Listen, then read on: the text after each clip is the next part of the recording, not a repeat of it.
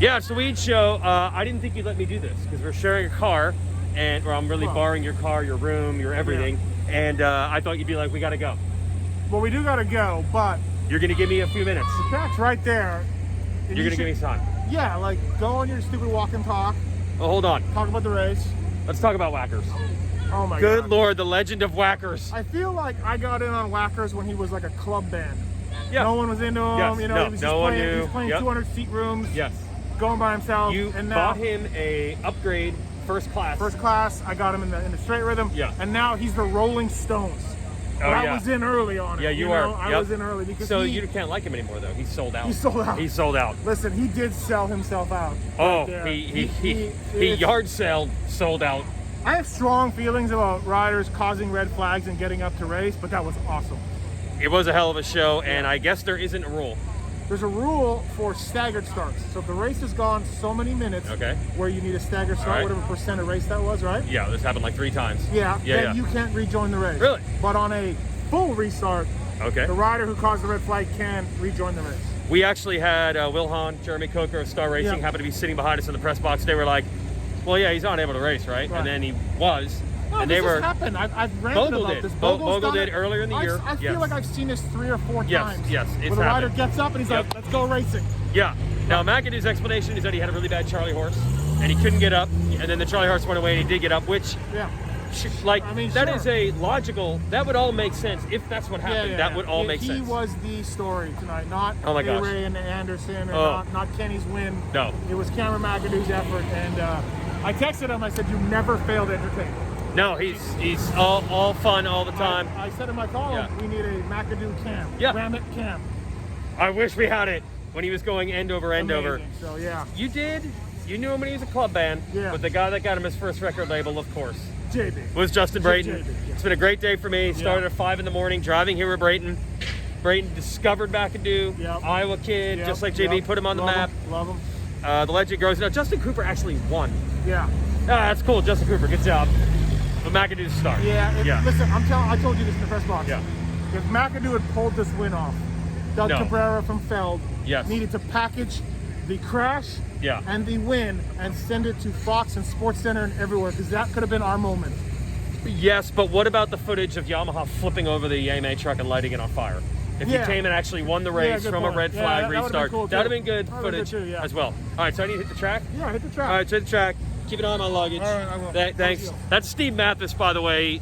Sometimes works for us at Racer X. I'm going to do the walk and talk. Okay, well, we think we're such experts, such masters of the psychological mumbo jumbo, right? They let me take the mask off when I walked the track the other night, so let's do it again. Yeah, we've got it all figured out. Ken Roczen is done. Ken Roczen is over.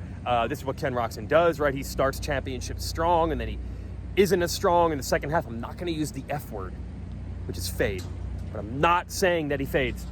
Although historically, as I pointed out earlier in the year, Roczen has led the points in the 450 Supercross class in every year but one that he's competed in this division. So we've seen it before, right? We know how this is going to turn out. Roczen goes from 9th, a disappointing 9th, getting passed by Dylan Ferrandis 9th on Saturday, and now he wins the race and dominated. He was incredible in practice. He was incredible in his heat race. He wins by a large margin, and who would have thought that after the terrible Saturday night performance, he's 2 points closer to Cooper Webb in the championship than when we entered Atlanta. He's cut it from 15 to 13. So what psychological mumbo-jumbo experts are we? That is an incredible turnaround for Ken Roczen. And Webb, look, dude, we have a very small sample size of the KTM Cooper Webb on the bigger, faster outdoor tracks. Didn't race pretty much at all outdoors last year, was done after round 1. His 2019 Supercross season was great, not as good outdoors. His Daytona record is okay, but not spectacular. He hasn't been great at either one of these races on the bigger, faster racetrack, and the whoops, stop me if you heard this before, that killed him. Now, Webb, of course, always figures out a way to salvage, always figures out a way to put it together. He got passed by a bunch of guys early. It was not looking good, and then he was starting to catch up to some of the guys like Barsha that had passed him earlier. Somehow, some way, Webb was still going to salvage like a 4th, but Barsha does what he does. I'm not saying it's dirty or anything, but he does not make it easy on you to pass him, and they tangled up on this wall jump right there. And Webb went down and he lost a position to Tomac, and it prevented him from catching Barcia. And next thing you know, he's out of the top 5. I think it's actually Webb's worst finish of the season. And yeah, 13 points, 3 races to go. You'll take that. Remember in Salt Lake City last year, Roczen kind of struggled, but then out of nowhere, he did pull off one random win out of the Salt Lake 7. This stuff happens, man. I can't explain it. I don't know if he can either. I think if you're Ken Roczen, you would love to be able to say that you could replicate this. You guarantee that you could do it again. If he does it again, this is the difference. This is the difference. Roczen has now proven that he can do it on this track. He could come out and win again on Saturday. We have not seen A+ level Cooper Webb on this track. If Roczen does this one more time, if Roczen gets another win or a second, and Webb ends up 3rd or 4th, and we're within 10 or something like that, or 5 going into Salt Lake, I don't think it's a scenario that anyone saw coming. And then the management that everyone thought, management mode that Webb was going to shift into, that's over. This could really change the dynamic. We've been saying all year, I feel like it's the season of this is a pivotal round, this is a pivotal round, this is a pivotal round.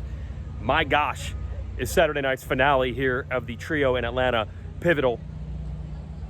Shout out to Jason Anderson, who's been riding very well lately. It's like flip a coin. You just sense someone is going to break through and win one of these races that's not named Barcia, Webb, Tomac, or Roczen. Who's it going to be? Is it going to be Sexton? Is it going to be Plessinger? Is it going to be Anderson? Plessinger, they do practice starts. In practice, he nailed every practice start. He was the first guy on track in every practice session. Plessinger was looking so good, but then when the starts actually counted in the heats and the mains, his starts were terrible. So scratch him from a chance of getting the victory. Sexton rode great. He finished 2nd. That's 2 seconds in a row. He's trending in the right direction. And Anderson had some A-Ray drama. Got super mad because he got landed on by A-Ray in his heat. And yes, A-Ray got cattywampus, as A-Ray does, Alex Ray. But Anderson did a 2-1 in a triple section. He cased a jump. Anderson was very angry. He did apologize on the podium and say, you know, I didn't jump the jump. I'm not saying A-Ray made a great move, but some of it's on me. Anderson rode great from the LCQ. He finished up in 3rd. He's hauling the mail. So I still think we got a couple dynamics here. We've got the Webb Roczen thing, it's not over. We've got Webb's got to figure out a way to solve this track, and I don't know how you're going to come up with a magic formula when you're just stuck here. I don't know if they go back to Florida and test or something. These whoops, the gnarly whoops, I think are going to be here Saturday too, and that was tough. Then you've got this potential breakthrough.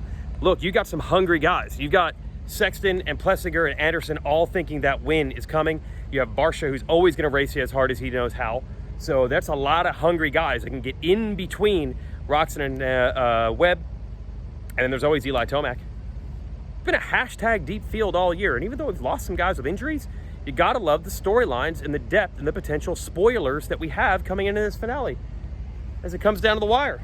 And then this 250 class, I predicted that it would not come down to just who was faster, but who would make the huge mistake. I guess I was wrong, because the huge mistake happened with McAdoo. He somehow recovered for 3rd. Justin Cooper has a 9-point lead now, so that's going to be tough to overcome. We have this Saturday night and then a shootout. 2 rounds remain in this division. It's not going to be easy for McAdoo to overcome 9 points, but as we often see in the 250 class, it does not come down to 1-2 points here or there, 1 or 2 positions here and there. It comes down to avoiding the huge disaster mistake. McAdoo made the huge disaster mistake, but I guess he avoided the points penalty for it. So is his mistake out of the way? How's he going to feel on Saturday? Got a lot of drama and intrigue, but credit where it's due. Hunter Lawrence, by the way, rode awesome down the stretch to get 2nd. He's 16 points back. It's going to be tough, but he really rode well. He's really proven this season that he is a very, very good, capable Supercross rider, and he's going to be in there trying to steal points from those guys. He's not going to give up. He races you hard. And Justin Cooper did what he had to do. I mean, he had to win the race. He got up front with the original start and the restart. So shout out to him. He rode really well. How many storylines can we have coming into this Saturday race? Simply incredible. Been an awesome season. Let's keep it going. Shout out to Racetech, by the way, and their gold valves. Racetech gold valves. Plusher, better bottom resistance, more traction, made and engineered in the USA. And Racetech engine services. They're really good stuff. Chris Zombie blows. Solid in every 250 race from now, probably over the next 15 years. He's still going to be out here top 10ing it, borderline, and killing whoops, by the way. Engine work by Racetech and his bike, CNC Digital Porting Services. It's good stuff. So thanks to Racetech for backing us. Thanks for hanging in with us all year. And thanks to the riders for making it interesting. Oh, Steve's show. He's going to do Steve's show. Yeah. Yeah. Oh, is that Pookie on the phone? Yeah. Is that Pookie on the phone? You'll enjoy this. I normally do this on a GoPro, but in my rush to get to Brayton this morning, I didn't pack up all the parts, so I couldn't use the GoPro. I had to use the phone. Hi, Pookie. Hi, Weege. Nice haircut. Yeah. Nice haircut. Yeah. Once a year, I'll get my hair cut. Yep. All right, see you, everybody. Hey, Racetech. Racetech good? Racetech, yeah, Pulp 21 to save. No. Suspension of choice for champions. Don't use this code. Don't use this code. No. All right, see you Saturday. Weege. Yeah. There's a new dog. There's a new dog. He disgusts me. There's a new dog. His name's Augie. You had your chance. You were out. Yeah, but look at him. You had your chance to not have a dog. Look at that angel. It was so sad. He couldn't do it. No. You were out. You were out. All right, we're gonna have to. We have to have a heart-to-heart about this. You had your chance.